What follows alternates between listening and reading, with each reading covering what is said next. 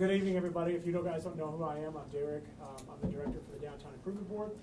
I'm glad that you are here. For those of you who are going to be watching this online, I understand why you couldn't make it, but I felt that the timing of this information was very sensitive, and we wanted to try and have this conversation as early as possible. Even in my personal life, we're dealing with a lot of the questions that we're going to be dealing with tonight in regards to our homes and our businesses in our downtown. I spent 30 minutes in a conversation with Steve the other day and some of his team, and felt so empowered and enlightened, and knowing that there actually is a path through all this chaos, that we can be in a position of advantage when dealing with insurance companies and things that I was completely unaware of before. And I literally said, I was like, stop, we have to figure out how to create a bigger audience for what you're telling, what you're speaking. So again, this is just a purely informational dialogue. Each of these gentlemen will be speaking a little bit about their fields of expertise. Now that we're through that first level of emergent actions and what we're doing, and it's like, okay, we're starting to put the shovels down maybe every day and focusing on a bigger picture. This is not a sales pitch. None of these people are going to be asking you for contact information unless you approach them and want more information. This is literally just an opportunity for you to hear, find your own personal path through all of this chaos, and after they've each spoken, there'll be a question and answer period that's for the public, and also if you'd like to pull them aside even after that. So they're here completely of their own free will. They're not being compensated for this in any way. They just literally have come together because they understand how passionate we are about downtown and want to see us rebuild and be bigger and better than we ever were. So once again, thank you all for coming. Thank you to the Panama City Center for the Arts for giving us the space tonight. Jason Kretzer made this available to us. And with that, I'd like to welcome one of Panama City's own, Mr. Westbrook, please. Thank you very much, Derek. And pardon me for remaining seated, but we have some microphones up here which will, I'm afraid, not pick up if I stand up. I see people who I recognize, and I see some that I don't. I'm glad to see everyone. This is a good example of the sense of community that we have in Panama City and Bay County. I started practicing law here 42 years ago, and against insurance companies, and as most of you know that. And one thing that I'm so proud of, and I was commenting on it to some other people earlier, is the way our community is coming together and has come together and is helping each other. I see people on chainsaws and with their trucks helping their neighbors, or just stopping down the street if they see somebody struggling with something and helping somebody out. I see people who are letting others in line ahead of them rather than rushing up to get water or to get into a dry cleaner or whatever. People are nice to each other. That's one of the best things that we have. And this community, we know the devastation. Each one of us has suffered it in some measure or another, some of us heavily, some moderately, and so forth. But we are going to help each other. We are going to rebuild. We are going to have a Panama City and a Bay County that is vibrant and active and fun and happy again. And you have done, I know that you have done so much in that regard to help other people so far. And this is a group of people who have some expertise. It's like you get out of bed in the morning, you don't start running. The older you get, in fact, you hobble out a little slower, and you take one step at a time. And there are indeed some steps that you need to take, can take, to put things back together again so that you become whole. You don't want the glass or the bottle half full, you want the bottle back full again. And so it's with a lot of pride that I'm with these people tonight because they know what they're doing. They have a track record of putting things together, and they're going to tell you the steps to do that. And so my friend to my left, Tom Looks, from Chicago, is an attorney who is one of the premier people. He and his firm are the premier people in the country and perhaps in the world doing disaster claims and litigation. And they have these steps that have been proven over time to help you, whether you hire a lawyer or anyone else to help, but they can help you through the information given tonight to put your lives back together, and that's the purpose of this program. So Tom? Thank you. Thanks, Wes, and thanks, Derek, for putting this together. As he said, my name is Tom Laux. I'm with the firm Childers, Laux and Plunkett, and we are out of Chicago. We have an office there, let's say. I only represent policyholders, and everybody at my firm has only represented policyholders, and it's against insurance companies. Now, as I tell people, I used to think violence was the last resort of the ignorant. Litigation may be, okay? But there's a process you can do to help yourself in these types of events, and I've handled them. As he said, I've been in 40 states, different courtrooms, New Zealand, and I've had claims all over the world. And they're all as a result usually of natural disasters like this. You have to understand that insurance policy you have is a contract. It's a contract between you and your insurance company, and it provides for rights that you have under that contract that they have to abide by.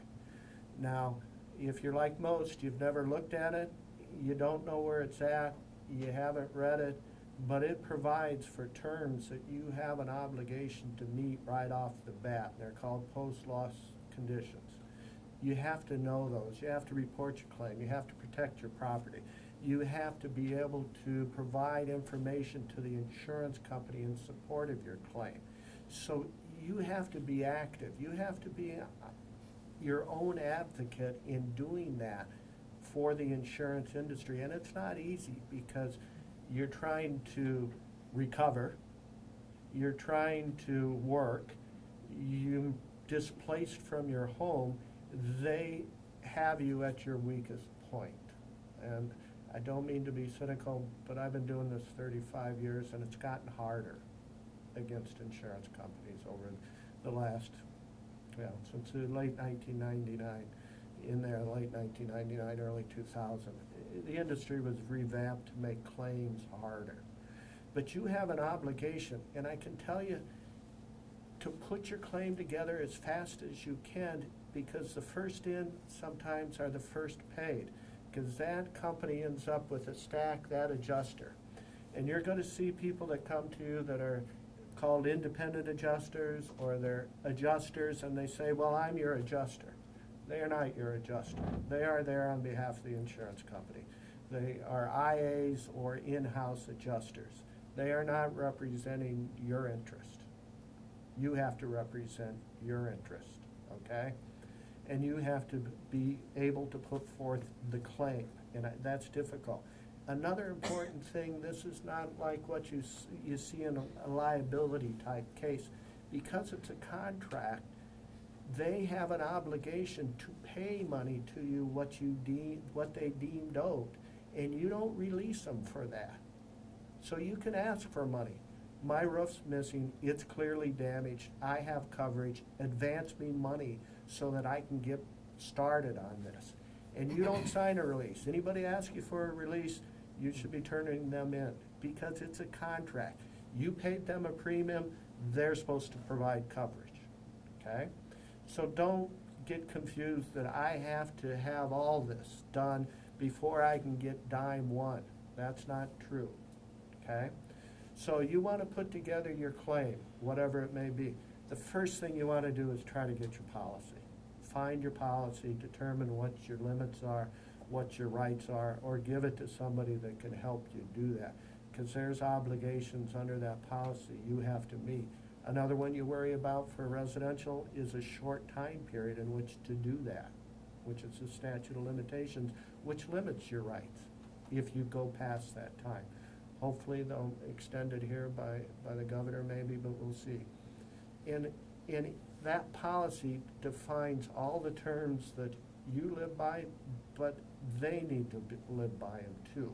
When I try a case, I make sure they understand that it is a contract and both parties have an obligation. Now, the best thing you can do is get your claim submitted and try to get that money advanced to you. Now, you have to be aware of some of the problems that are in a policy that would be difficult to explain tonight because it's not written in normal English for most people to read their insurance policy. And there's a reason for that.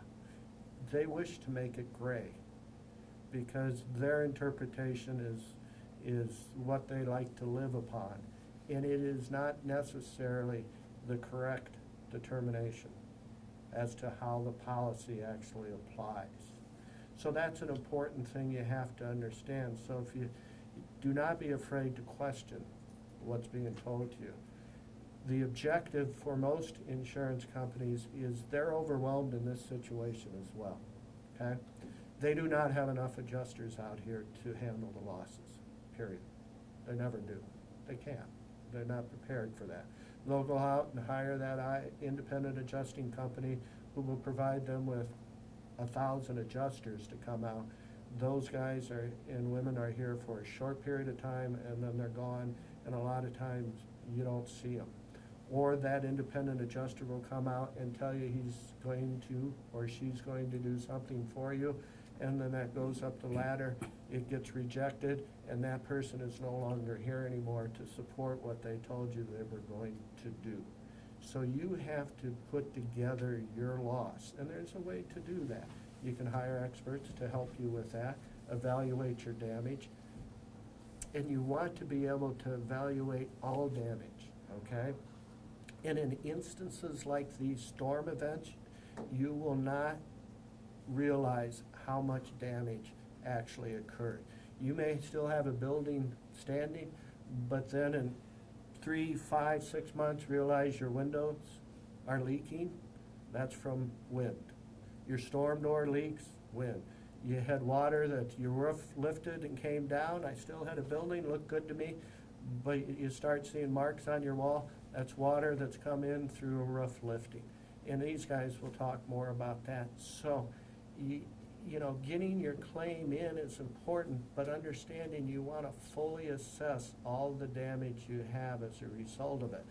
And there's no limit to providing information to that insurance company on those damages, but you have to be able to support it, and you have to be able to provide it to that company. And may I suggest to all of you, take as many pictures as you can of your property and the damages you had, so you can document that. Because if later, and how I get involved in a lot of claims, but I can tell you, down the road, 6 months, 9 months, when people start realizing they're not going to get paid, I get a lot more calls, because it's then a different fight. And the pictures will tell the story, okay? And to a jury or to another claim supervisor when you're running up the road, because the industry has changed dramatically over the last 10 years. No longer is that adjuster on the other side as skilled as they used to be in evaluating losses and estimating losses, and he no longer and she no longer has the authority that they used to. That has been moved up the ladder a little higher up in those companies because they wanted to reduce claim payments, in my opinion. And that's how they did it. They took away the ability of those adjusters to properly adjust the loss and make payments on those losses. And for commercial owners, there are so many provisions in a policy, on a commercial policy, from debris removal, how RCV works, how ACV works, how deductibles are calculated against those amounts, how underinsurance is determined. If you're underinsured, it's a penalty. There's a lot that goes on there. But to start with, make your claim, provide the information you can so that you properly have your claim submitted and protect your property. Because you'll hear later down the road, well, you failed to do this, The damage you have today is not as a result of the storm, it's as a result of your failure to mitigate your damage. We're not paying for that. Okay? So you have obligations under those policies you have to meet, and you need to do that up front. Failure to meet those can cost you, okay? And there's a few other things that at some point it may become overwhelming. You all have other things in life to do, like your job. It may be to your benefit to retain somebody to let them do their expertise of what they do, and you do what you need to do, which is try to get some normalcy back in your life, and that may be working, that may be, you know, the other things that you would like to do. But you have to do the first steps. You have to do the first step. You have to make the claim. You have to protect your property. If I could tell you anything less, that if you fail to do anything, don't do those two things. Make your claim, protect your property, okay? It'll help you in the long run. What usually happens in this, and you've seen it today, is you see a lot of people come into town that are contractors and people that are first responders. Like any other industry, most are good, some are bad. So check their credentials, make sure they're insured, make sure they're reputable, make sure they know what they're doing, okay? That's important, because submitting a claim and having the insurance company set a reserve that is not adequate to cover your loss will also be a problem, okay?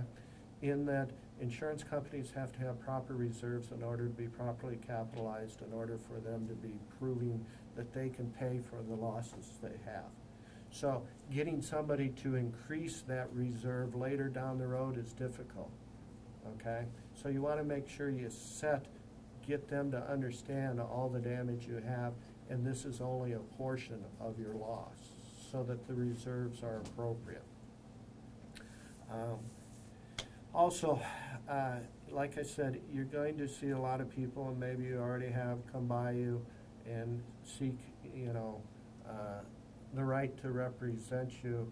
There's some obligations on those people's parts to be properly insured, bonded, potentially if it's a contractor, and somebody that actually knows what they're doing, okay? Because a lot of people come out and take advantage of the hardship that the community has. And it's unfortunate, it happens in every industry, but if you don't do on your own behalf, and especially businesses, the statistic is following a major event like this, 50% of businesses go out of business because they're unable to get the funding and they're unable to get back into business and making money on the average. The second thing, almost every claim from an insurance company that they provide as an estimate is underpaying the claim. And unfortunately, about 97% of people accept what their insurance company says. Remember, it's a contract. You have rights. Make sure you enforce those rights and get the insurance company to abide by those rights, okay? And understand what the insurance company's job is. It is not, and I may be cynical, it is not to take a premium and pay out full amounts on claims. They make a tremendous profit on not paying out on claims. And if you haven't noticed, who has the largest buildings in most cities? Either a bank or an insurance company. So they're doing quite well in that industry. But you have the right. Make sure you get full benefits that you're entitled to under the policy. And it may take you to get an extra, and these gentlemen up here are going to tell you some of the elements of damages that they see that you're entitled to under most policies. The policies in almost all these cases provide for direct physical loss of or damage to your property as a result of a covered event. This is a covered event under every policy. Wind is a covered event. Flood is handled by FEMA, totally different. But for most of this that I've seen, and I've been here for a while, and my partners, both partners have been here since it happened, this is a very big wind event. I've been in Katrina mostly water. I did 0405 Francis, Gene. I've done earthquakes all over the world. But this one is an interesting one in that it's a wind event and will be covered, your damage covered under the policy. There will not be exclusions for it. There'll be at some point where you'll hear ACV and RCV and depreciation, which is not, this is not the place to go into that. That's something that is going to affect you in that they only pay up front the actual cash value. They determine your RCV, the replacement cost value, less depreciation. Depreciation being your building is older, it's depreciated, the material, you get the ACV, you don't get the depreciation until you rebuild.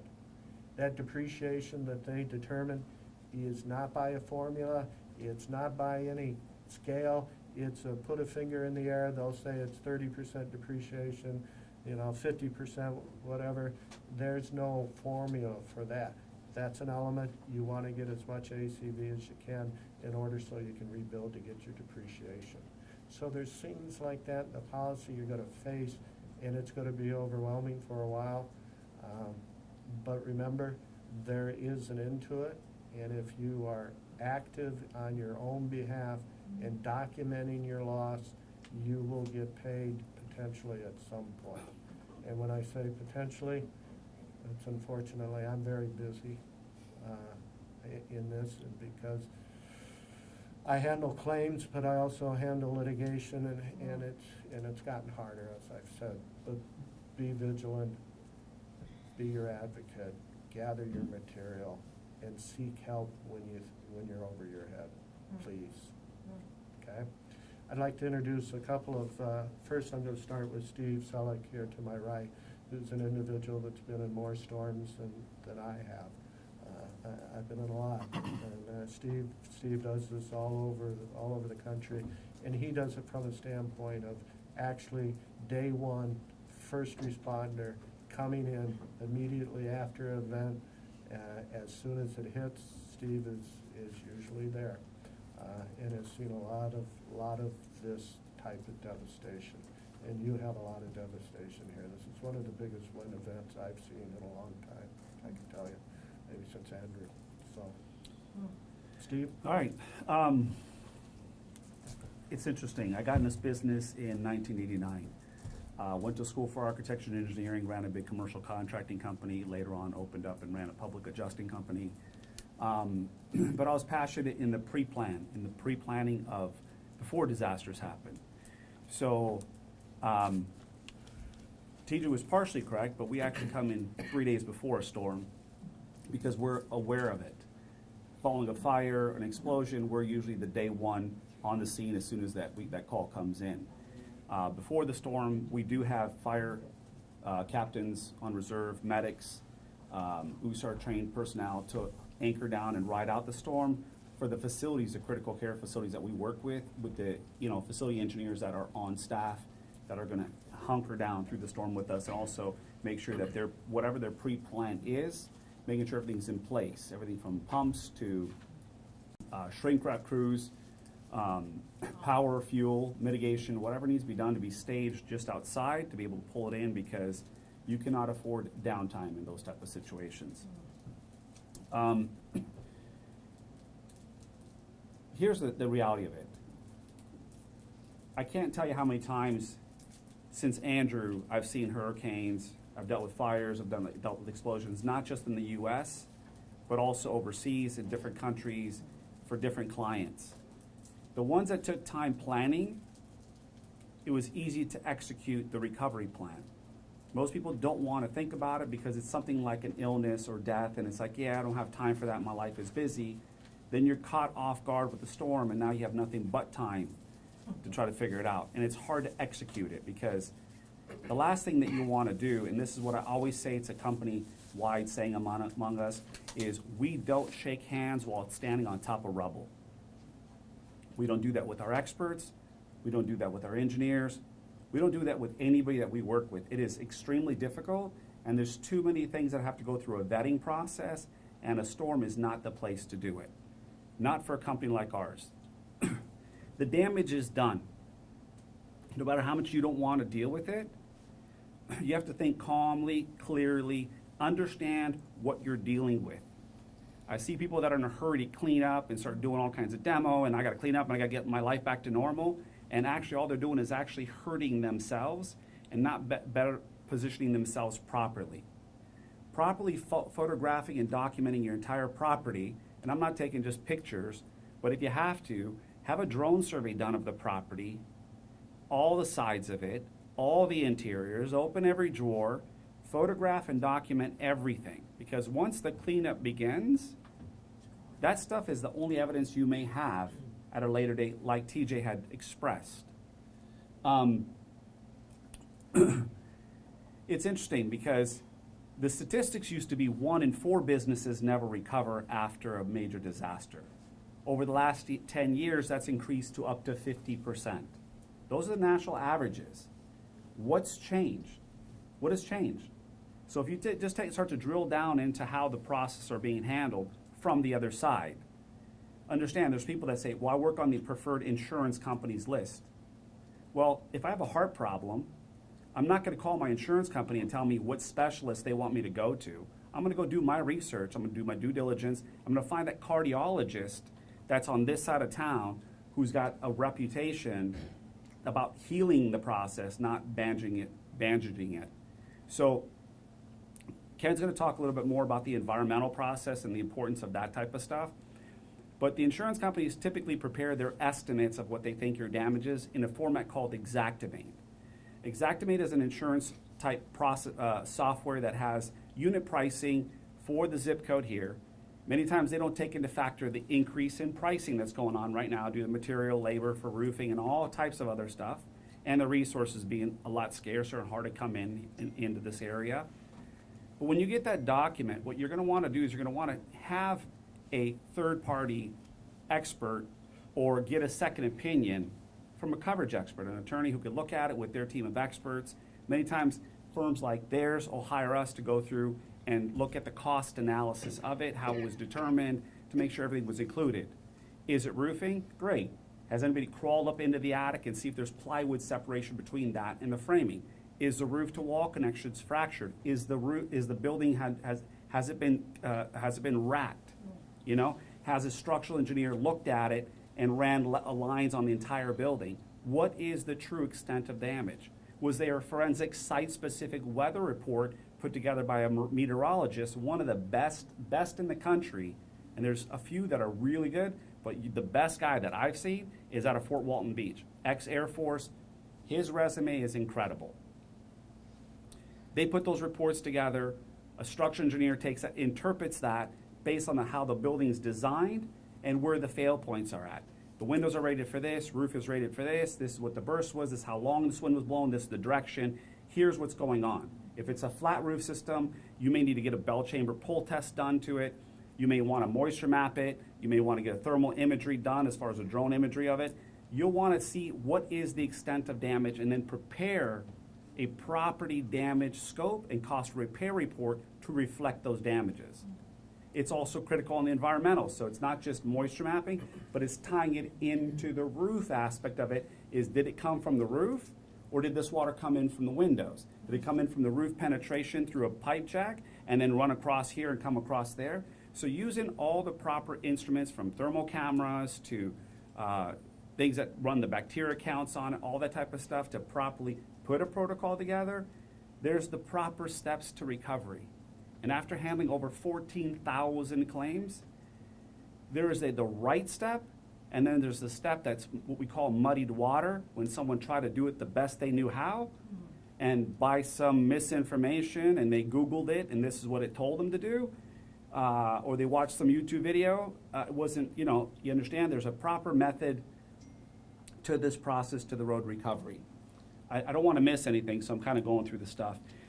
Another really important thing is once you have that all documented, it is critical to mitigate the damage. That means if you're going to shrink wrap the roof, or are you going to tear it off, put a new roof on? Are you going to dry out the interior, or are you just gutting it? If you're gutting it, you should still have it done in a proper format, which Ken will cover. The insurance company's report and estimate, this is what kills me. I can't tell you how many times the guy was doing detailing cars a week before the storm, and he's hired by the insurance company, and this is an actual fact, and he comes out using a price guide out of Kansas, okay? You don't know that.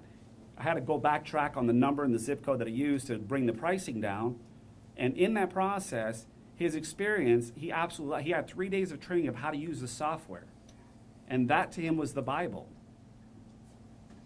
I mean, these guys never swung a hammer in their life. I'm not saying that for everyone. So just because the guy says, oh, I've been a former contractor, I'm a former this, I'm a former that, that means nothing. I can take 2 seconds, look at the report, and I can just tell you exactly how much experience he has. Roofing, attic, glazing. Glazing is another big one. Windows, windows, windows. People just look at the windows leaking around the windows. The window's blown many times where that window is required to be completely replaced. So having a glazing expert take a look at those windows, your doors, like TJ had said, all these things are critical factors that add up real quick. Electrical. I can't tell you how many times people are like, oh, the water ran through my electrical panel. It ran through my walls. Well, did you have an electrician look at it? Has he certified that it's fine to, put everything back together? Yeah, the insurance company didn't pay anything for the electrical. But who looked at it? What expert assessed it? What expert assessed your ductwork and looked at the mechanicals? What water ran through your ductwork? What are you breathing in? So if you don't address your claim now, you're the one who's going to lose out. Because the insurance companies, how I've seen it, and this has just come from past experience, has gotten worse and worse and worse, okay? The truth of the matter is, you want to be back bigger and better. You want to restore your lives and be made whole once again. You're not asking for something you're not entitled to. Companies like ours don't write something you're not entitled to. We don't typically work for property owners, so I'm not here to sell anything. I'm here strictly 100% to educate. I don't have contracts. That's not what I do. I contract with firms. I contract with large firms that do risk management. We contract to do disaster planning for a lot of organizations, and we work with them through this process when there's a disaster. We're their boots on the ground, One thing that's also important is start a Facebook page, and you could work with Derek on this type of stuff, that the community works and shares information like a closed group, so that you guys can share within each other whose experience is what are you getting with certain insurance companies, with certain contractors, with certain consultants, and share that among you as friends. This is your community, You guys got to get the band together. The big insurance companies are not your friends, There's a group out there that's a nonprofit started by storm victims from Superstorm Sandy who took the fight back to the insurance companies, took the fight back to FEMA, and exposed them for fraud and collusion, okay? There's a story on 60 Minutes called The Storm After the Storm. That group is the American Policyholders Association. So if you have the opportunity, I would stop in, log in, American Policyholders Association. It doesn't cost anything to register, but creates a community, and they're there for the policyholders, and they're the ones who have the political power to make things happen in your community sometimes when things are being done that are inaccurate. So I think I covered most of it, but I'm grateful for you guys allowing us to present, educate. I'm sure a lot of things will come up. And I'm here to offer free advice. That's it. No legal advice, no coverage advice. That's not what I do. But when it comes to construction and construction techniques and forensic engineering, that type of stuff, those details I get into.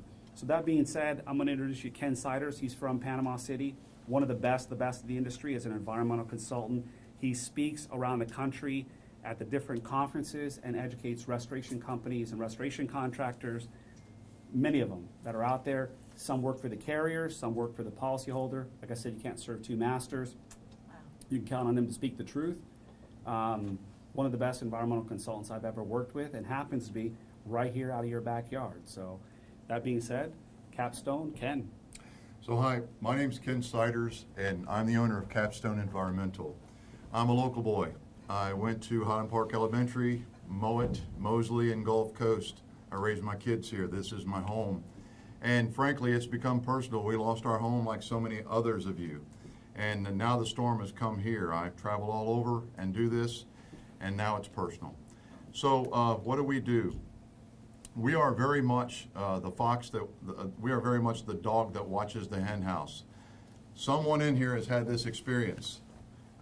Some franchise remediation company has rolled up to your door and said, "We're here from your insurance company. We're here to help." Pause right there. They're here to help themselves mostly, and they may help you in some manner. But you really don't want a company that is going to profit from what they're doing for you to write their own ticket. We're a third party, which means we stand aside. We don't profit from anything we find one way or the other, and we assess environmentally what has happened to your home. Your home may look just fine. I go into homes all the time that do look fine. Once we go through the home and test with our ATP meters, our infrared cameras, and I won't go through the litany of tools in our toolbox, but we have many, we assess the situation properly so that people like these gentlemen over here can take our information and turn it into something that will force the insurance companies to pay you what they do, what you are due, what you're actually due, not the small check that they want to cut you and walk away. We only work for homeowners. We don't work for policy. We don't work for insurance companies. We don't work for the big other companies that help the insurance companies. We're the other side of the table. We're here as an advocate. I am a registered third-party evaluator, and that is my job. I'm 20 years in the job, and I have a team of people that do this all over the world. That team is here now to help in my hometown. We're here to help. We're here to advise. I said it was personal. I lost my own house.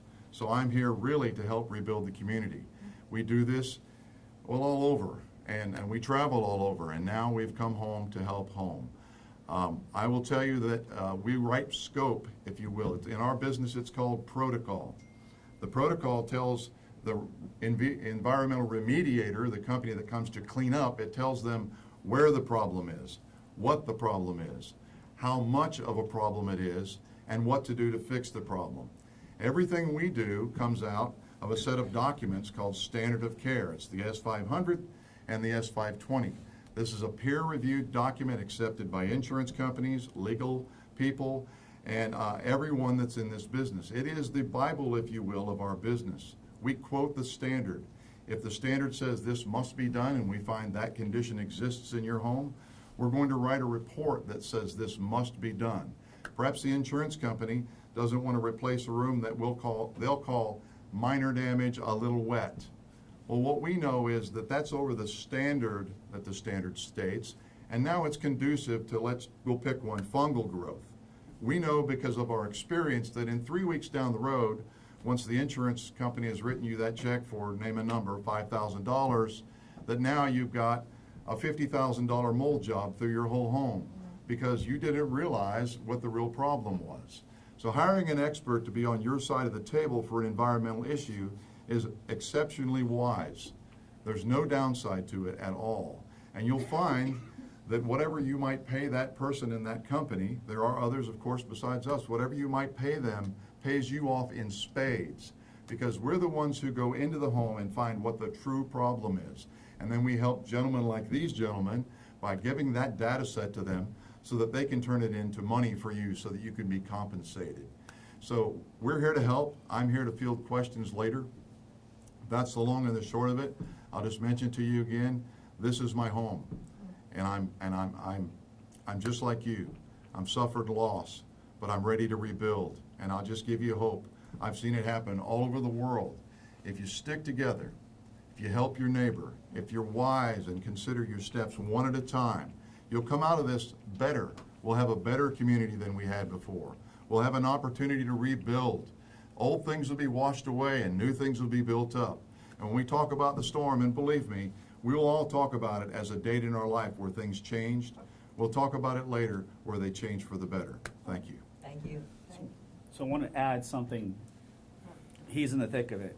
So simply, the first step in it is doing a environmental moisture map, documenting, putting together, like you said, a protocol. It's no different than hiring a contractor, telling him to build your home, and when he's done with it, saying, well, that's not what I wanted. Well, you didn't give me a plan.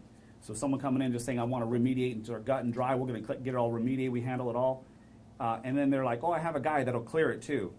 Well, the guy that comes to clear it, I mean, I wouldn't be surprised if Ray Charles walks in because it's all clean, you know what I mean?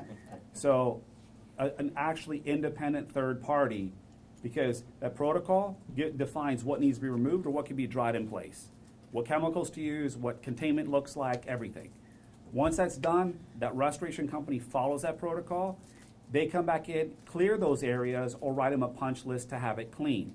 If you jumped the gun and had some remediation done, before you close up the walls, it would be good, strongly recommend, to have that clearance done so you don't have a issue later on where someone's suing you, be it a renter, be it a tenant, for personal injury, upper respiratory problems, mold issue. Now you contaminate all their contents. Now they have to relocate. You got to pay for relocation costs.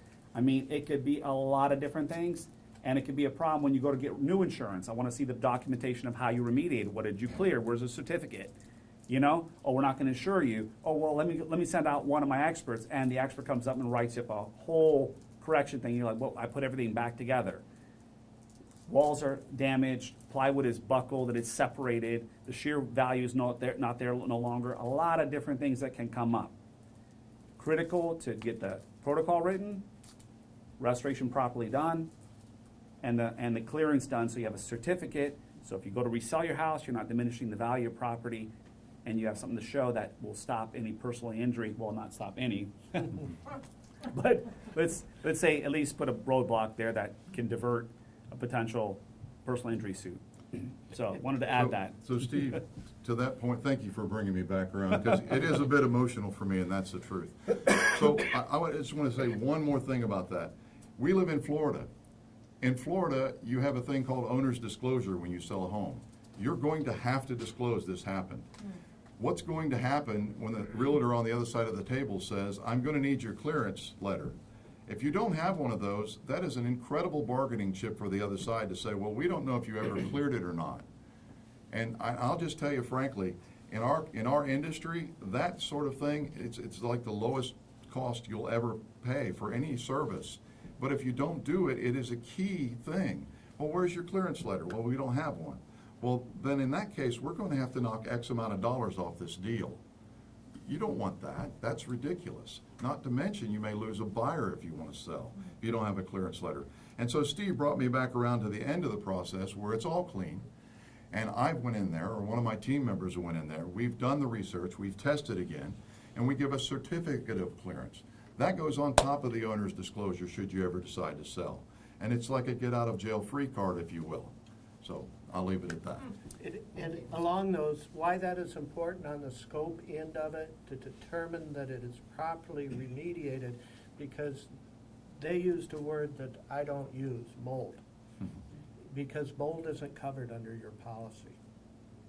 If it is, it's very limited coverage. They excluded that years ago, or limited to 5,000. So if later you're coming back and saying I got mold, they're going to say, well, that's great, it's not covered, okay? That's why it's important to get rid of the water, because water intrusion is usually covered under your policy.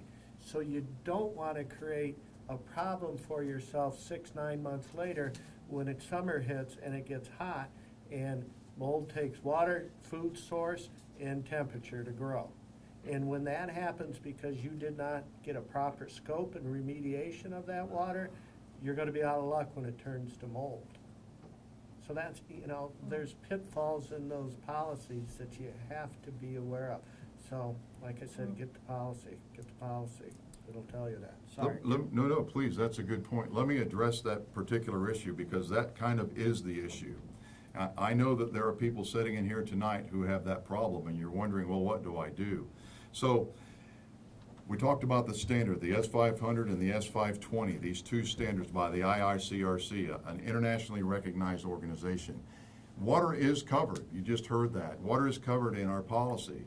Wind is covered. If you have damage to the exterior envelope of your house because a tree has fell through it or whatever, I saw the craziest thing. I saw glass sticking in a house, probably from the neighbors, looked like shards right in the wood penetrating through the envelope. If you have that, we can write the scope to remove the water. Should there be mold there also, it gets removed as part of the process. Does this make sense? So the idea is to write it properly, to write it legally, and to write it according to the rules that the insurance company understands. And that is our specialty. We write it the right way so that when the remediator comes in, he sees it, he treats it as he should, and he removes all the problem in the process. Excellent. Yeah, we covered it. I think we're being really thorough, so. I want to add two things. One is, these policies, you think you have coverage, you paid for coverage, but insurance policies are not written for you and for your protection. Insurance policies are written for the protection of the insurance company in such a way that they can nitpick and exclude paying you for certain things. Now, that's a real problem. So you've got to have some expertise in interpretation of these things, or you are going to be at their mercy. The second thing is that TJ talked about documenting things with photographs. TJ, I don't know if you mentioned witnesses or not, but you're listing your witnesses now while you remember who they are and contact information. I'm going to give you an example. Just like you heard, this is personal. My house was damaged. My office is damaged. I had some people staying in my house because they felt, and we felt, it was safer for them at the time of the storm. They witnessed something that ordinarily people wouldn't see, but it has become very important. Insurance adjuster came out, looked at our front doors that need to be refinished.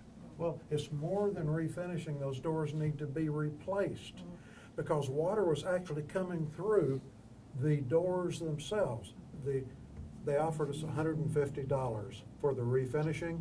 These are $7,000 doors that need to be replaced. And if it were not for 3 people staying in our house, we happened to be at a horse show elsewhere. They saw water coming through, blowing through, because the wind force was so vast. Those doors are gone, but those are my witnesses, and I now know who they are. So remember to write those people down who you know were witnesses to your events. And what's interesting, and I love I hear this, and I hope you guys take this in, because this is way down the road. So I can't tell you how many thousands of people I see go through this process, and initially there's like deer in the headlights, and there's like this PTSD and this shock. I want to deal with it. It didn't really happen, and then just kind of go along and do whatever is being told to them. And then later on they kind of wake up, they're like, oh my God, what did I do? They get out of the cloud, and then they realize that the stuff that's being told, what they deserve to know as far as getting information, putting all this stuff together, it's critical for them to be able to help you. If you give them a messed up file, what we call muddied water, it's difficult for him to properly represent you at that time. And getting in there early, like TJ said, is critical. So we covered everything on that part of it, and then the environmental. And that basically tees up in the next expert, which is Jay Lazecki with All Clear Restoration. We've worked with them nationally. We also worked with them even more recently in Wilmington, North Carolina, on a new Hanover hospital, anchored in there 3 days before. They were the only restoration company that had the bandwidth and the equipment to support the hospitals, their surgery centers, the only trauma hospital, and that's where the EOC was set up. So they handled all their hospitals, surgery centers.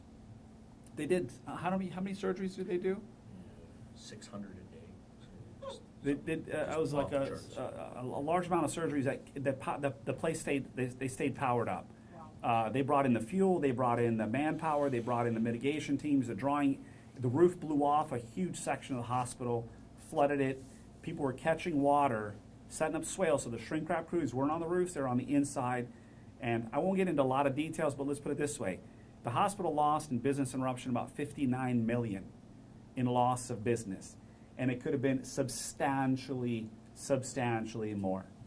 So being able to take and reduce that type of loss of use and assist you with the recovery on a much more rapid fashion, the sooner you're up and running and bigger and better. And with that story, everyone people write about people that rose up from a disaster.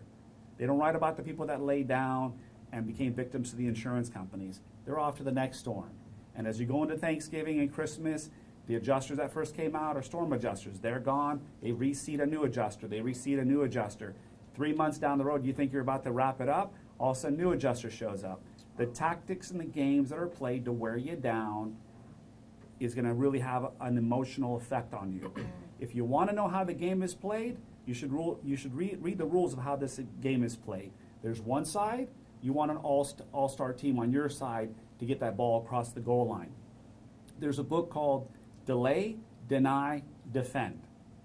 Delay, Deny, Defend. There's another one, real great book by another team that exposed the insurance company, their tactics, which has been years ago, but it's only gotten worse, called From Good Hands to Boxing Gloves. Okay? Great read, tells you exactly how the game is played, but if you want to go up against an opponent, you're taking this stuff on, you got to know what you're involved in. So that being said, I'm going to turn it over to Jay and let him share of how they come into the next play after the environmental report. Great. Good evening, everybody. Derek, thank you for having us and me in particular here. My name is Jay Lozecki. I'm a managing partner in All Clear Restoration located in Santa Rosa Beach. I've been in the business for 26 years. I've had the privilege to work in the area for several years. I travel throughout the country, throughout North America, including the islands, doing this type of work. I've been involved with every major hurricane and catastrophe, in the last 26 years. Being local, providing local services to this area. As Steve has mentioned that one of the big things that this group does is prepare, and that's very important. When situations like this occur. Speaking of Wilmington, we were brought in prior to the hurricane, and as we know, watching the news, that limited access. In fact, there was no access after a certain point, with the flooding in that area. So we were engaged by the New Hanover hospitals for a total, I believe, of 43 properties. We housed personnel. We brought in, several thousands pieces of dehumidifiers, air movers, generators, stocked fuel, to support that. So literally during the hurricane, we had personnel, working and containing water throughout the hospital, on capturing water to minimize the damages throughout. Without doing that, Steve mentioned the business loss was massive, and so the importance of pre-planning is very very critical. We operate and we manufacture our own equipment, so in excess of 10,000 pieces. We operate. My background is remediation, environmental. Is what I specialize in. In the state of Florida, you have to be licensed by the state to handle mold, and that is a big concern right now with the length of time that has passed, from the hurricane itself. We work for homeowners, business owners. We do not work and we do not contract with insurance companies. I think that is generally how this panel works within our industry. When we come into a property, we follow, and we will only follow protocols put together by third party, which is, like Capstone and various companies like Capstone. Being licensed by the state, there's protocols that we need to follow when we're doing remediation. The last thing that you want is someone to come into your home or business and have a free hand on determining on what building materials that need to be removed as a result of the water penetration into the building.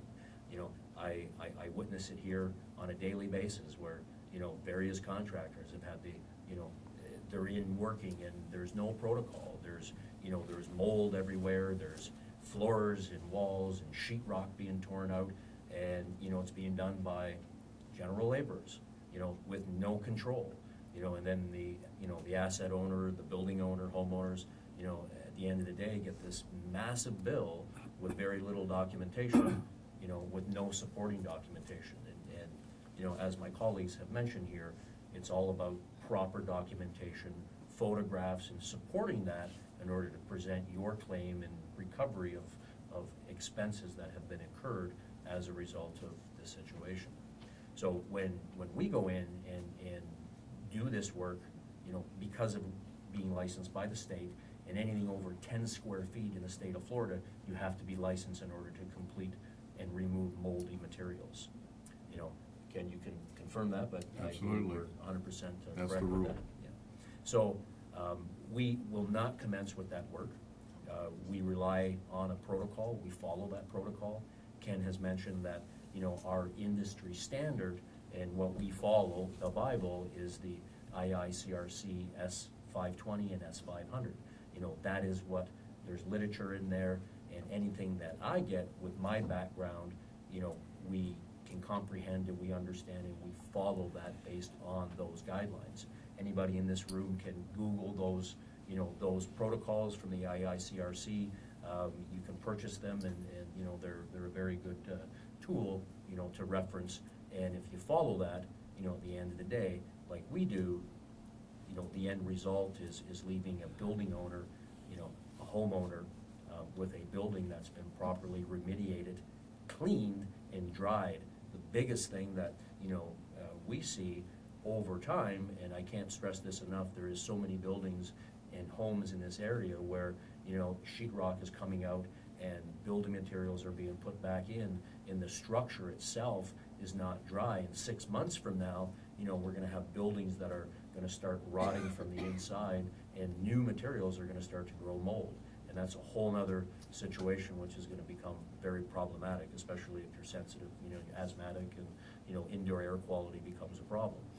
So at the end of the day, being a state licensed remediator, we have to have a protocol that's prepared by a third party. It protects ourselves, it protects the asset owner, homeowner, business owner, and when we complete that work, someone like Ken comes along and clears that, and he confirms that we've followed a protocol, the building is clean, free of contamination, the building's dry, and then of course, he would issue a certificate, and that really concludes, our involvement, at that point, So there's a lot of moving, components with that, and there is a tremendous amount of work being done incorrectly, and, and I understand that, everyone wants to get their homes and their lives and their business put back together, but there's a right way and there's a wrong way. But the biggest thing, which I can't stress enough, is the documentation and following, and sometimes it means stepping back and taking a little bit more time, to not make those quick decisions on hiring the wrong people. I see it, I one of the specialties that I handle is going in and solving problems because of improper restoration, remediation, drying of buildings. You'd be surprised on how much of that, occurs. Or, the other day I was into a site, and the lady that was, the owner of the condominium, questioned, my ability in the meter that I was using, because her meter that she had purchased, and it was a relatively inexpensive meter, everywhere where I would use that meter to check for moisture content of materials, and we measure that on a scale from 0 to 100 moisture content, whether it be in sheetrock or building materials such as lumber, concrete, etc. I mean, concrete's a little bit different, there's another meter for that, but we'll just talk about sheetrock, which is the biggest, factor in absorbing moisture, because of this situation.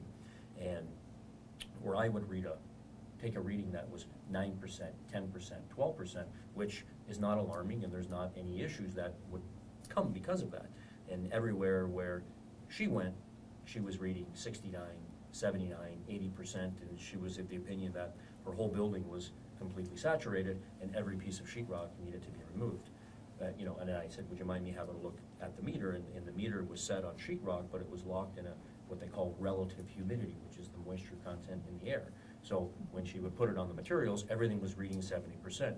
The issue being is, put that same meter in the hands of a general laborer or someone that's unqualified, and understand, I can give everybody the best meters in the world, but if you don't know building science and how to read those meters, you get false information, and given the opportunity, if someone just goes in there and starts tearing that out because their meter's beeping and it's reading 79% wet, you know, you're gonna come back and there's gonna be nothing left in the building. Where in that particular case, there was about, you know, a 2-foot square of wet material around a window, you know, when she was the opinion that the whole building was soaked and everything needed to come out, you know. So, you know, we, you know, again, we cannot be an assessor, the remediator, and the fellow that clears it.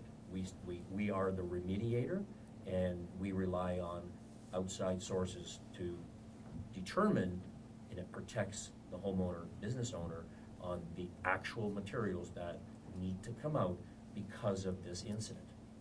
And, you know, that's basically our involvement, you know, in what we're doing. We have numerous projects, you know, on the go, you know, that are currently under remediation, following protocols. There's a tremendous amount of protocols that we're waiting for.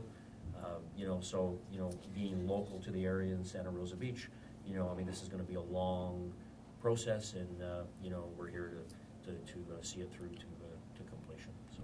Well, thank you for that, Jay. Thank you. And the nice thing is you can actually go and see the projects underway and talk to the clients and see how, you know, the references are live and they're in process. One thing that I've had on 2 different storms, one was Hurricane Matthew, one was Hurricane Ike, where the condo board actually went in, had the restoration company go in there and start tearing all these units out. One was about 99 units, the other one was bigger than that. And it was interesting because we got called in after the environmental consultant came in. Both condos, 2 different storms, highly contaminated, asbestos throughout. So the condo board that hired the restoration company didn't hire a consultant to do the asbestos and lead testing, and every single unit was contaminated. You know, everything was blown. There's no containment, nobody tested for asbestos.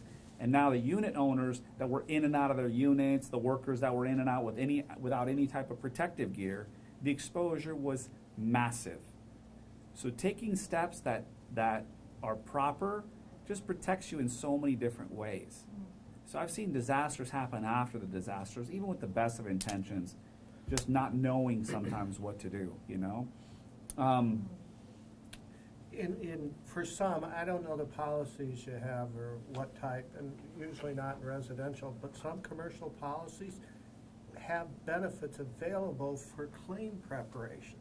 So your insurance company, if you have a commercial property, you may have a benefit that'll help pay for claim preparation in submitting that claim.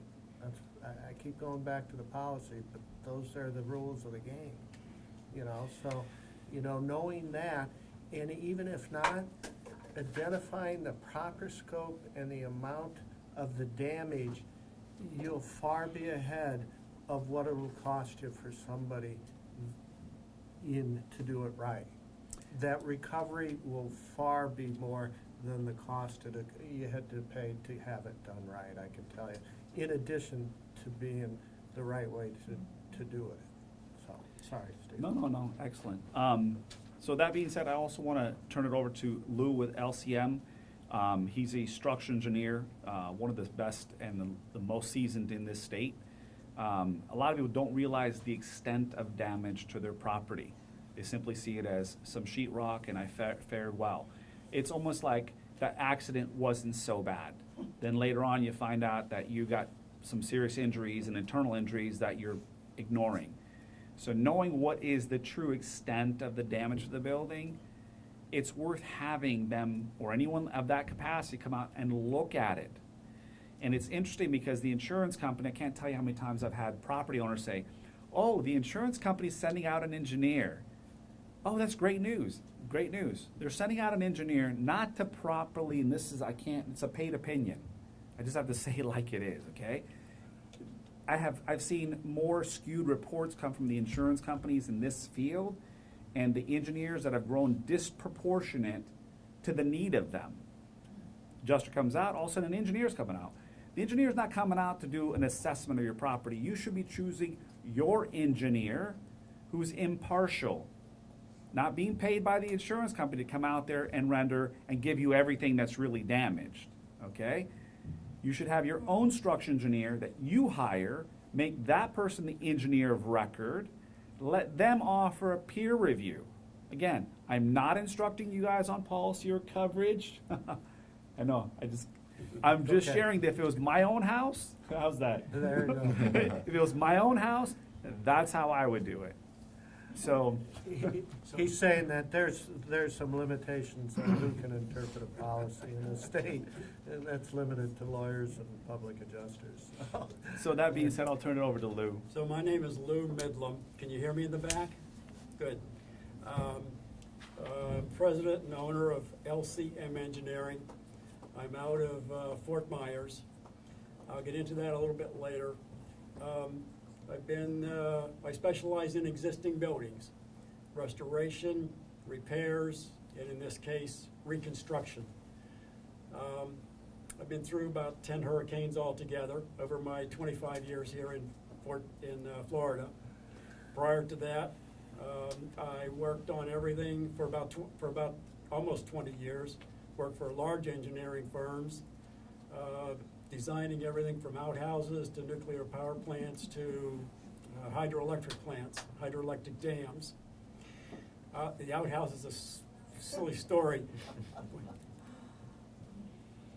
This was a governmental agency who had tennis courts way out in the boonies, and they wanted a restroom out there. So I designed what I call an outhouse for them. So I get to say that I've designed everything from outhouses to nuclear power plants. So these gentlemen took all my thunder away. They talked about everything I was going to mention, everything that I have seen. I've been in this business. I've dealt with insurance companies and owners for, like I said, 25 years here in Florida. I always work for the owner of the property. I've never worked for an insurance company. I've seen reports from the other engineers who do work for insurance companies, and I have to tell you, I would never do that because I can't convince myself that I would bastardize my ethics to that degree. When the insurance company sends an engineer to your property and does an evaluation, like the gentleman said, it's not for your benefit, it's the insurance company's benefit. When the insurance company sends a adjuster to your property, that adjuster, from my experience, and I see this over and over again, that person is going to talk to you face to face. He wants to be your friend. He doesn't want to argue with you. You'll show him some things on your property that you think should be covered, and he'll say, sure, yeah, that's covered, and this is covered, and that's covered. And then his report goes up the chain to the desk jockey, and it's denied, denied, denied, denied. So be prepared for that. My function is, at this point in the stage of the game, is forensics. To decide, you hire me, I work for the owner, not for the insurance company, not for these gentlemen. I'm an independent engineer working for you, the owner. At this point, I work with them to do forensics, to do testing, to determine what was damaged, how it was damaged, and what damaged it, why it was damaged, and how it was damaged. And I put that into a report to rebut the insurance company's report. So that's where we are at this point. After this, we go into the stage of reconstruction. At that point, my function is to prepare the design, restoration, repair, reconstruction documents, drawings and specifications to correct and reconstruct what was damaged. Once that is finished, once those documents are prepared, then you can take those out. You can get bids from contractors, but then we get bids for the work. You select a contractor. Contractor does the work, and the first thing he does, though, is take my documents down to the building department and applies for a permit. As busy as the building department is going to be here, you can plan for 2 months to review the documents, to get a building permit. For me to put documents together for the permit and for the specifications, anywhere from a month to 2 months. So you're looking at probably 4 months before you can get a building permit to do any reconstruction. And if you have a large condo, or if you're doing a large facility or a larger building, you probably should double that. I'm just giving you some estimates on timeline here. So then during construction, I monitor the work, make sure that it's done according to my recommendations and my specifications. And then at the end of the project, I help you close the project out. I review the contractor's pay applications,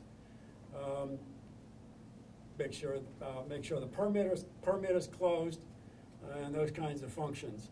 So I work entirely for the asset owner, the property owner, to get you reconstructed properly, fully, and completely. That's my objective. The other issue is, because I mentioned testing and forensics, if you go the wrong route and just allow the insurance company to dictate what's going to get repaired and what's not going to be repaired, you're going to be talking to these lawyers over here quite often. And I will be assisting them to rebut, again, the insurance company. So these gentlemen right here are your experts at this time to help you through the step-by-step process to get your property fully, completely, and properly repaired and reconstructed. The insurance company, my experience is, if you allow them to dictate the process, you will only get 40 to 60% of what you really are entitled to. Well, thank you, Lou, appreciate that. I figured just leave it Oh, to. one more thing I want to mention, that 99% of the time, lay persons are not qualified to prepare documents and specifications, or to do the forensics, or to do the testing. And so 99% of the time, my fee is paid by the insurance company. Thank you. Steve, may I? Yep. In the beginning, I told you that there is hope, and by pulling together in the community, Ken and I take it personally, as he so well said, by pulling together in the community, we can restore things, and we collectively are going to do that. Life will start to get better again. And one of the most important things is that what you pay for in services, no matter whom you hire, as long as they're competent people doing what everybody here does, you are going to increase the amount of money you get back to more than pay for those services. That should put a smile on your faces. So TJ's been a little thirsty over here. His glass is half full.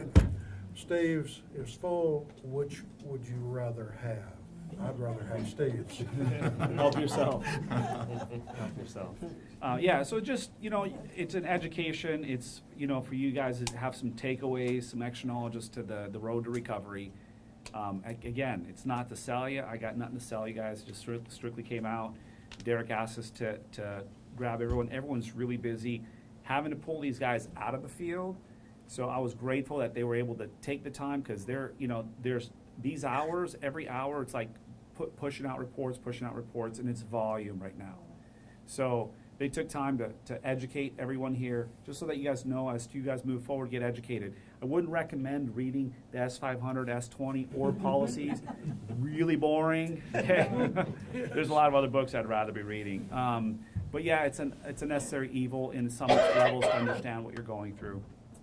So just want to open the door for, if anybody has any questions, you can do it in a forum we all learn, or you can always reach out after the fact. And like I said, the first stop is typically whether you're having the policy reviewed, or the environmental looked at, or the remediation. But everything follows a perfect step. Like I feel I laid it out pretty well, just so you guys are clear about the mechanics.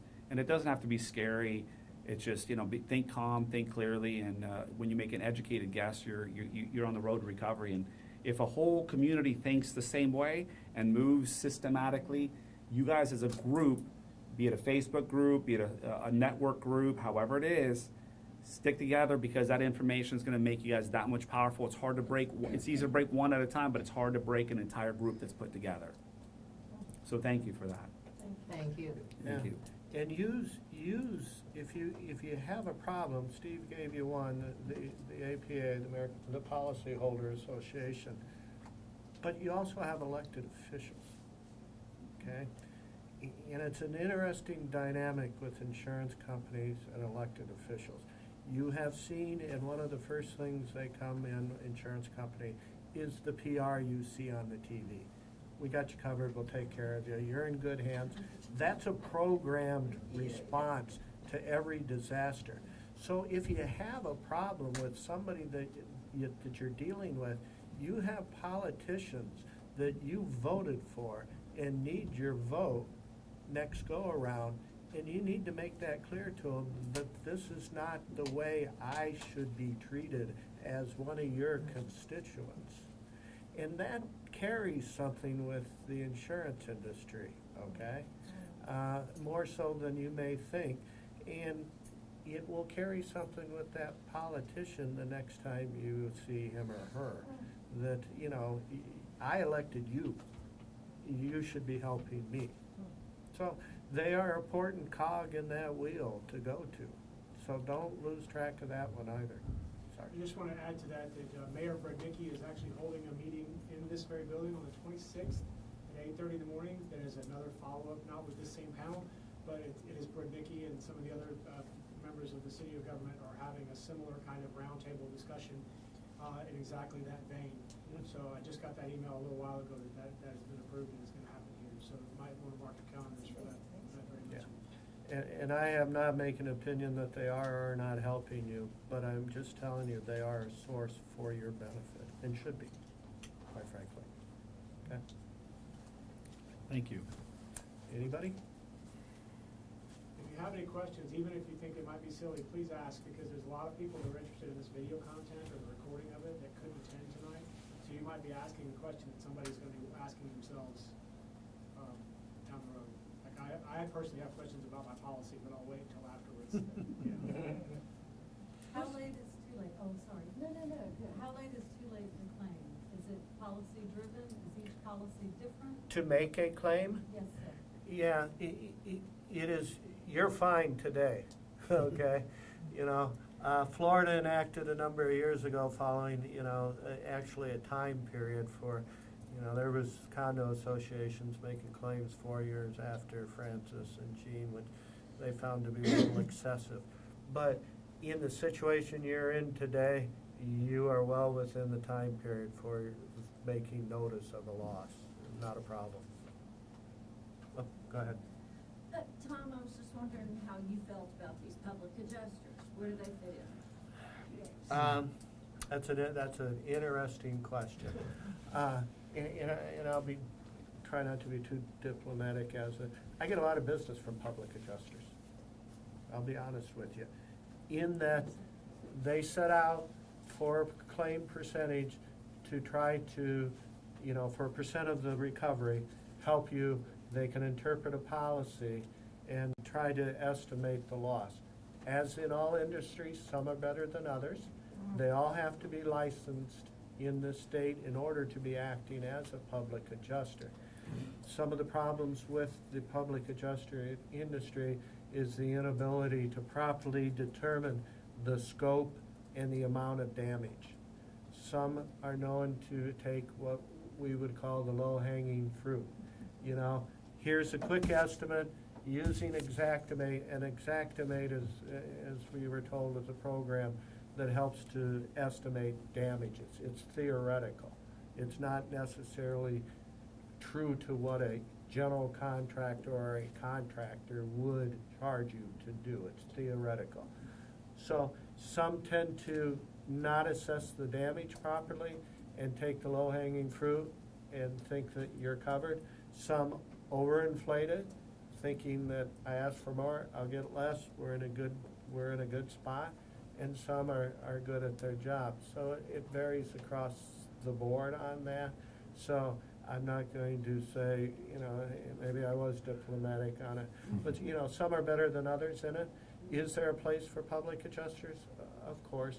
One of the problems I get when it hits me, if it's litigation, and we do claims. I've handled, you know, million square foot pork plant that burned down. They called me the day it was burning, and I handled the claim, you know, and they paid a couple $100 million to them. You know, so on claims, and one of the problems I get, if it's litigation, I get an overinflated public adjuster. It won't settle. The public adjuster has no ability to force that because only I can sue. And so now they're looking for help, which is sometimes a problem in the long run for that policy holder. Well, You know, go ahead. TJ, one thing I can add to that is that the public adjusters are limited. They don't have a hammer.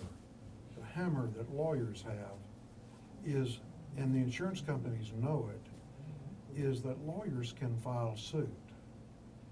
The public adjusters can't file suit and start costing the insurance company money. And that's very powerful. And again, there's a place for public adjusters, but maybe you can pay the public adjuster a percentage, or you can pay the lawyer the same percentage on a claim. I don't understand why somebody would want to hire a public adjuster if a lawyer would take their case, because they don't have the same power. And I hope that makes sense to what I'm saying. I may not have explained it. Someone's gotta gather the data. you Yeah. know, And usually that's what they're equipped to do. Well, if I handle a claim, I have the entities that gather that data. And one of the other things, it's a good point when you say gather the data. When I gather data in preparation of a claim, I'm preparing it as if I'm gonna try it someday. You know, so I don't have to, you know, rebuild the wheel. I'm preparing a case, a claim, that if it doesn't get paid, I can file suit and use that same evidence at trial. The public adjuster doesn't have that same background as evidence gathering, documenting the damages, getting the proper people that can sit up in front of a jury and raise their right hand and be honest, you know. And I'm not saying that's all everybody in the industry, don't get me wrong. But when I handle a claim, I know that if it's not going to resolve at a claim level, and I wish it does, because I told you what I believe in litigation anymore. It's expensive and it takes time. But I know that if I don't get it resolved at the claim level, I can try that case with the evidence I have and usually do pretty well. So when you hire an attorney to handle your claim, it's a similar arrangement? Sure. It's a percentage of the. You bet. I handle claims for the same amount and as what a PA would do. And I retain, you know, the expertise I need, and when I do that, I retain it on the basis that if it comes to litigation, I already have my package prepared, so to speak, for trial. Just think about all of this as a toolbox for you. A lawyer is a tool in a sense with a hammer. These guys who put information together that is extremely valuable to you and increases what you get are all providing tools to you for your toolbox. To make you whole. One of my friends actually works for one of the big carriers in the claims department. And over dinner we were joking. I said, so when you get a estimate from a property owner, you know, and you're doing storm, what's it like? And he literally goes, well, I put it there, and I got about 300 of them. And I said, so when the public adjuster comes, he goes, well, I take that and then I put that on the top, right? And I said, oh, okay. What about when you get it from a lawyer? He goes, then I take that public adjusters, I put it at the bottom, and I put the lawyers at the top. Because that's gonna cost me money, and I gotta pay attention to this one. This one below it, I can negotiate with him, Steve, you know, I can negotiate with him for the next 5 years. And does the owner have the stomach to sue me? And is the owner gonna pay a fee on top of the public adjuster's fee now? You know, and then start that mess 6 months later, you know, they're wore out. So that's the attention to detail that I found very valuable in that conversation with him as a claims manager for one of the big carriers that oversees how the files are processed. You have another powerful tool to your advantage, and it is Florida law. It is the law that if the insurance company doesn't pay you and you hire lawyers, and believe me, we want to get you paid in full. I'll have to reach another bottle now. We want to get you paid like this. But through the claims process, where you don't have to go through litigation and more expense and that type of thing. But if you are forced by the insurance company, if we're forced by the insurance company into litigating, and we get an award, that is, the jury agrees with us, what happens? Tell them about the insurance obligation to pay attorney's fees. It's a contract, so after I win the trial, I petition for my attorney's fees and they have to pay them, and costs. Yeah. In Florida. You have a good statute for that here because it's contractual, and contracts provide for, an interest in Florida. I had a bunch with an insurance company. I told him it was like being at a smorgasbord. You could just keep going up and up. He didn't appreciate that. He was from Citizens. He was very high up in Citizens. He didn't appreciate that. And we settled a number of cases. I tried a number of cases against him, but afterwards you have the right to seek those if you win. So that's another reason I usually get to the top of the pile pretty quick. And I'll answer or get to that. And the second thing, I can tell you that the change in how it's worked, every claim today and every commercial claim, and maybe even the smallers, there's an attorney in the background for the insurance company. Day one, that are looking at it. They're either national counsel for them, and I know a lot of them that are national counsel for the major insurance companies. And when I say national, they're overseeing, who the lawyer is in the locale, but they're national for them, and they develop a plan for catastrophic events with the legal standpoint from day one before it happens on how the policy will be interpreted. They run that through computers today for if we change this variable, what will be our results on a claim basis, not just an individual, but all these claims. We change this interpretation, what that will result in. That's happening long before this event occurred, and how we change it and artificial intelligence makes it a lot easier for them to do that today. So, go ahead. I'm sorry, you had a question. Our insurance company has sent us several checks. Great. I understand that it all goes to each part of the insurance policy and what's covered. But I looked at the back to see, I know there are some checks that one would receive that would say, upon cashing this check, it would be the total resolution of the situation. Are any insurances, No. we can cash these checks and not have any issues of it? What you should, that's the standard check that comes out. What I would do is still document your response to them. I received this check. It has this release language on the back. I'm not releasing my rights. Am I, by signing this, releasing my rights? And get a response from them. But like I said, it is improper to seek a release of a contractual obligation. That's a tort claim, if you understand, versus a contract. That's, your insurance company is supposed to be with you. It's a first-party case, not a third-party obligation where the insurance company has to get a release to protect him because he hurt me. This is you and the insurance company. It's contractual. There's no releases involved. No policy requires that, and it shouldn't be on there. But still document that. Send it in. I got this. I saw this on the back. Does that really mean I'm releasing it? And somebody better write you back and say no. Okay? Thank you. You're welcome. Go ahead. In the case of public adjusters, if a business, a property owner started with a public adjuster and decided, hey, I don't think I'm getting the right deal on this, and then goes to a lawyer, is the public adjuster still gonna get a percentage of this? Or, how does that work? Depends on the work they did and how much along they are in it. Some, I'd have to look here, some there's an automatic, I don't know, 3 days right to rejection here. I believe it's in Florida, 3 days. Are they going to seek that? It depends what they have done. If they prepared an estimate, submitted anything, have any money that has already been offered, they may get a right. The state's really hard on those types of situations where a public adjuster just wants a fee and hasn't done anything. When you mentioned 3 days, what are you talking about there? Usually I think it's the I'm sorry, I do them all over the country, each state is different.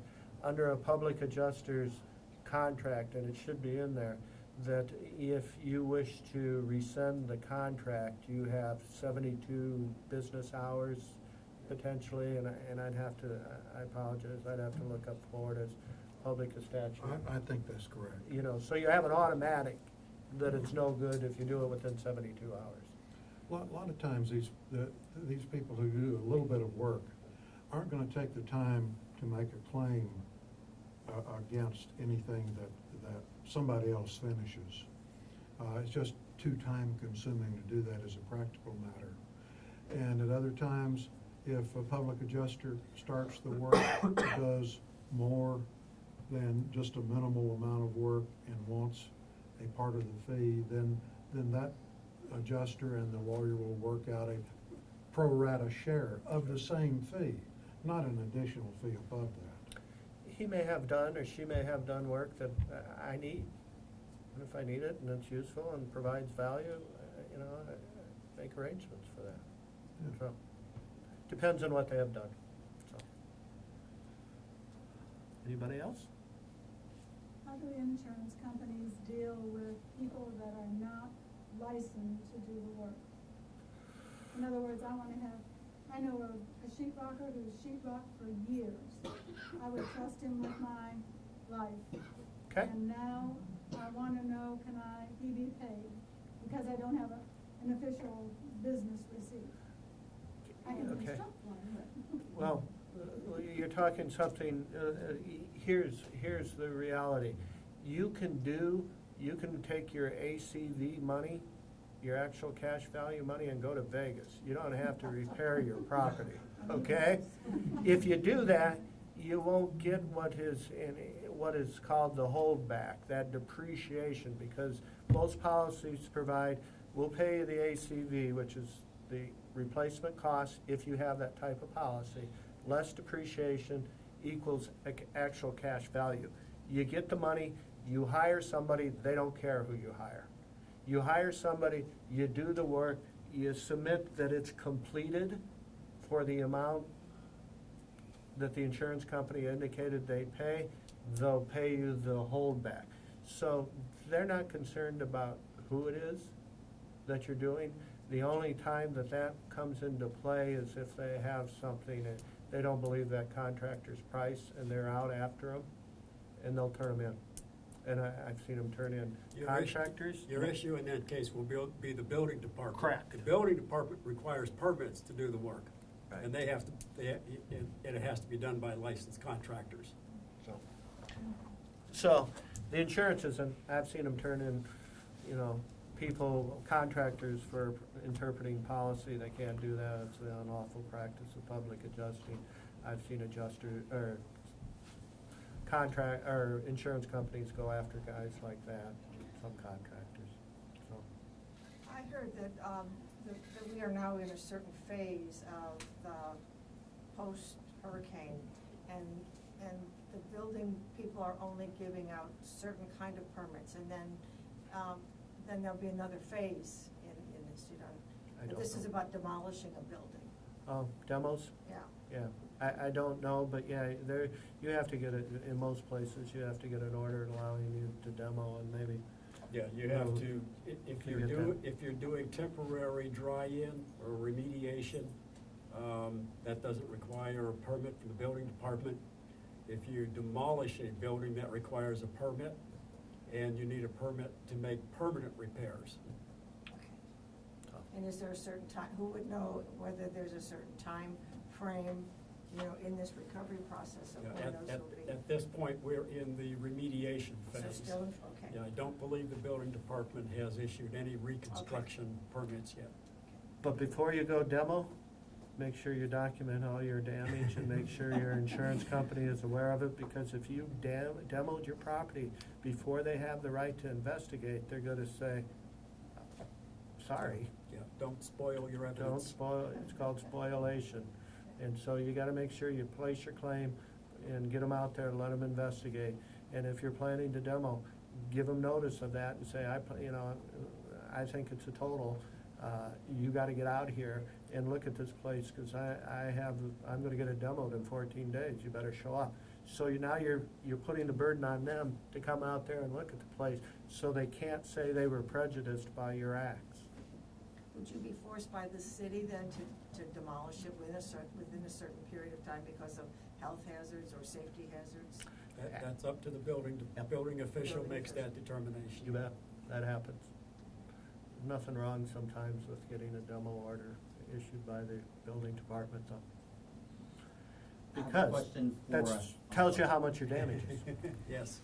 I have a question for the gentleman second from the right in regards to remediation. So I have a building that though had water came through all the way down, all the ductwork, insulation, everything completely saturated. How is that going to affect maybe the AC, the interior AC unit itself, as far as maybe the damage caused to AC units when you're talking about mold and issues of that nature? Actually, that gets into my area, because now we're talking about engineering, evaluation, and reconstruction. So that would require a mechanical engineer or a mechanical evaluator to make that determination of what's wrong with the AC, electrical. Let me give you an example of a project I had in Hurricane Charlie. This was a high-rise condo with about 56 units in Cape Coral. 4 months before Hurricane Charlie, which was in August of 2004, in the summer previous to that, this condo replaced their roofing on the condo building. They got it done for $50,000. Unfortunately, the contractor didn't do it right, didn't attach the roofing correctly, and when Hurricane Charlie came along, it tore that roof off, dumped 10 to 12 inches of water into the building over the next 2 days, and caused $12 million worth of damage because of the water intrusion into the top 6 floors. So again, that is engineering, not remediation in that case. And the insurance company, I bet, denied the claim for poor workmanship. Sorry. Well, as a motive, actually, the insurance company did pick up the tab, Oh, good. almost all of it, and they filed subrogation against the contractor. and got $2 million from the contractor. So Yeah. was your question about the interior duct system on the environmental side of it? Well, I had a company come in, a brand well-known company come in, tore out all the insulation, all the ductwork, ceiling tiles, everything of that nature. So I'm just concerned and curious as far as the AC system itself. The air handler and stuff like Yeah, that. the air handler and all those things. Sure. If there's gonna be damage there, is that something that I should? That's something that I Ken think would, that's Ken would the look Sure. at. air. Yeah. So, let's quantify what you mean by damage.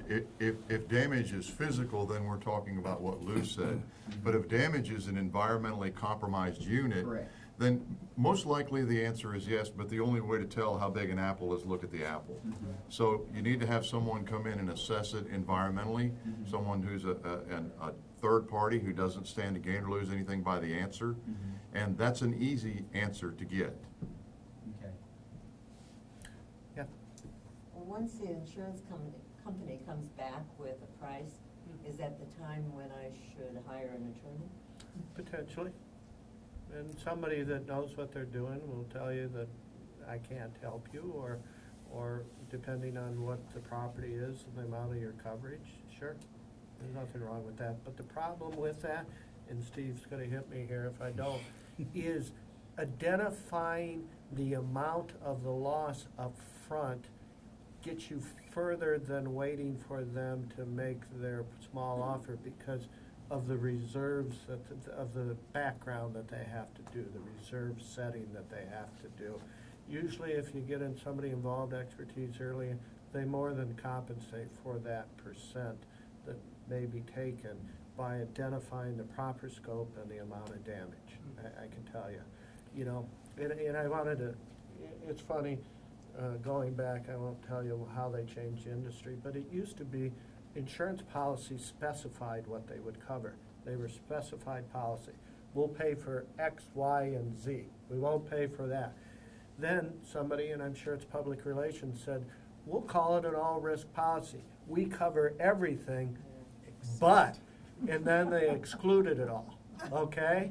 And exclusions were more than what used to be that was covered. So, you know, they went ahead of the game. But it sounds better that you have an all-risk policy and we'll cover everything. That's not, you know, so. Well, then, like what public adjuster. Sure. The money comes from the insurance company to them, is that what you're saying? And the same with an attorney? Yeah, you're payable to both.